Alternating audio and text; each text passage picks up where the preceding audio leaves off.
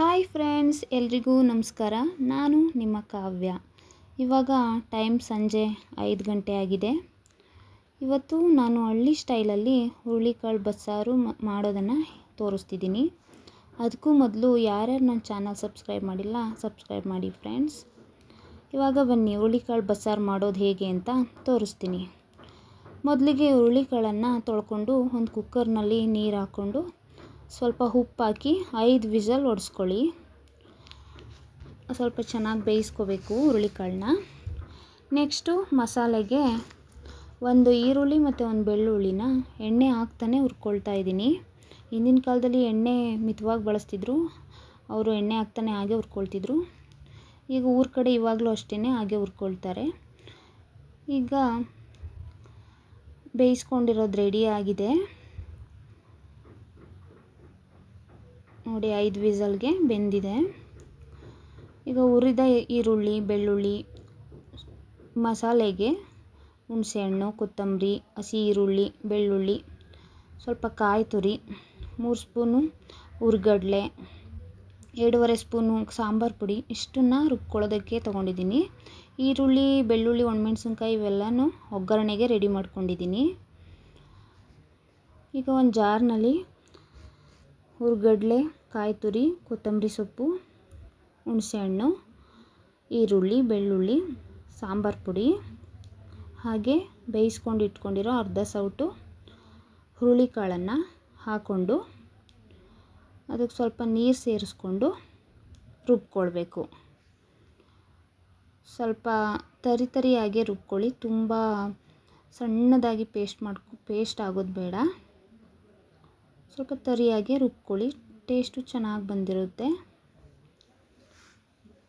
ನೋಡಿ, ಈ ರೀತಿ ಹಾಕ್ಕೊಂಡು ರುಬ್ಕೊಳ್ತಾ ಇದ್ದೀನಿ. ಈ ಥರ ಬಂದಿದೆ ರುಬ್ಬಿದ ಮೇಲೆ. ಇವಾಗ ನೆಕ್ಸ್ಟು ಸ್ಟವ್ ಮೇಲೆ ಒಂದು ಪಾತ್ರೆಗೆ 3 ಸ್ಪೂನ್ ಎಣ್ಣೆ ಹಾಕ್ಕೊಂಡು ಅದಕ್ಕೆ ಸಾಸಿವೆ,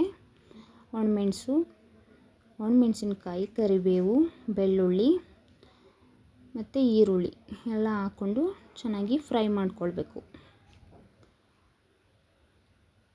ಇವೆಲ್ಲ ಫ್ರೈ ಆದಮೇಲೆ ನೋಡಿ, ಈಗ ಚೆನ್ನಾಗಿ ಫ್ರೈ ಮಾಡ್ಕೊಳ್ಳಿ. ಇಷ್ಟನ್ನು ಈರುಳ್ಳಿ ಸ್ವಲ್ಪ ಬ್ರೌನ್ ಕಲರ್ ಬರೋ ತನಕ ಫ್ರೈ ಮಾಡ್ಕೊಳ್ಳಿ.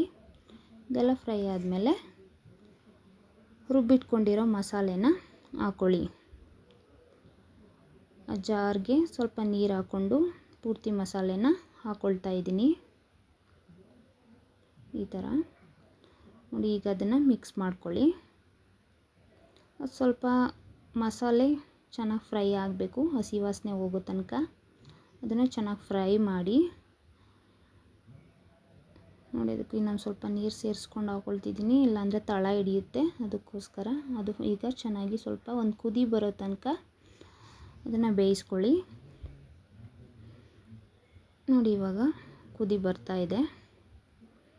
ಈ ರೀತಿ ಕುದಿ ಬಂದ ಮೇಲೆ ಆಗಲೇ ಕಾಳು ಜೊತೆ ಬೇಯಿಸ್ಕೊಂಡಿದ್ವಲ್ಲ ಕಾಳನ್ನ, ಅದ್ರ ಜೊತೆ ಇದ್ದದ್ದು ರಸನ ತೆಗೆದು ಹಾಕೋಬೇಕು. ಇದಕ್ಕೆ ಪೂರ್ತಿ ರಸನ ತೆಗೆದು ಹಾಕೊಳ್ಳಿ. ನೋಡಿ, ಇದು ಸ್ವಲ್ಪ ತಿಕ್ನೆಸ್ ಆಗಿ ಬಂದಿದೆ, ಅದಕ್ಕೆ ನಾನು ಸ್ವಲ್ಪ ನೀರು ಸೇರಿಸ್ಕೊಳ್ತಾ ಇದ್ದೀನಿ. ಇದು ಸ್ವಲ್ಪ ಈ ಸಾಂಬಾರು ಸ್ವಲ್ಪ ತೆಳುವಾಗಿ ಇರಬೇಕು, ತುಂಬ ಗಟ್ಟಿಯಾಗಿದ್ದರೆ ಅಷ್ಟು ಟೇಸ್ಟ್ ಇರಲ್ಲ. ಯಾಕೆಂದರೆ ಅದು ಇನ್ನೂ ಸ್ವಲ್ಪ ಕುದಿಸ್ತಾ ಇನ್ನೂ ಗಟ್ಟಿಯಾಗಿಬಿಡುತ್ತೆ. ಅದಕ್ಕೆ ಸ್ವಲ್ಪ ತೆಳುವಾಗೇ ಮಾಡ್ಕೊಳ್ಳಿ. ಇವಾಗ ಅದಕ್ಕೆ ರುಚಿಗೆ ತಕ್ಕಷ್ಟು ಉಪ್ಪು ಸೇರಿಸ್ಕೊಳ್ತಾ ಇದ್ದೀನಿ. ಉಪ್ಪು ಸೇರಿಸಿದ್ಮೇಲೆ ಒಂದು ಕುದಿ ಬರೋ ಥರ ಬೇಯಿಸ್ಕೊಳ್ಳಿ.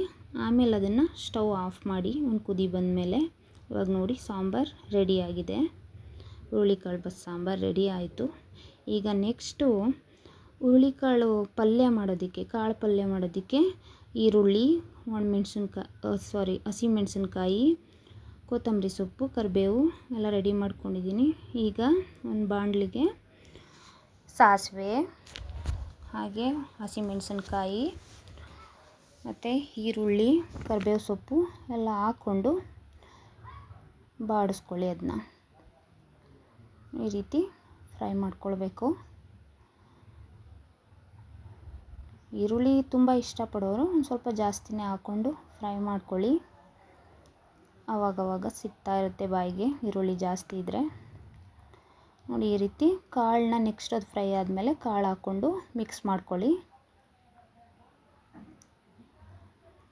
ಇದು ತುಂಬ ಒಳ್ಳೆಯದು, ಹುರುಳಿಕಾಳು ಹೆಲ್ದಿಯಾಗಿರುತ್ತೆ ಮತ್ತು ತುಂಬ ಕ್ಯಾಲ್ಶಿಯಂ ರಿಚ್ ಆಗಿದೆ ಇದರಲ್ಲಿ. ನೋಡಿ ಇವಾಗ ಇದಕ್ಕೆ ಕೊತ್ತಂಬರಿ ಸೊಪ್ಪು ಸೇರಿಸ್ಕೊಳ್ತಾ ಇದ್ದೀನಿ.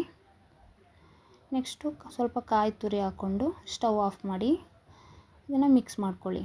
ಇವಾಗ ಹುರುಳಿಕಾಳು ಪಲ್ಯನೂ ರೆಡಿಯಾಗಿದೆ. ನೋಡಿ ಫ್ರೆಂಡ್ಸ್, ತುಂಬ ಹೆಲ್ದಿಯಾದ ರುಚಿಯಾದ ಹುರುಳಿಕಾಳು ಸಾರು ಮತ್ತು ಪಲ್ಯ ಮುದ್ದೆ ಮತ್ತು ಅನ್ನದ ಜೊತೆಗೆ ಸವಿಯೋದಕ್ಕೆ ರೆಡಿಯಾಗಿದೆ. ಇಲ್ಲಿಗೆ ನನ್ನ ವ್ಲಾಗ್ ಮುಗೀತಾ ಇದೆ.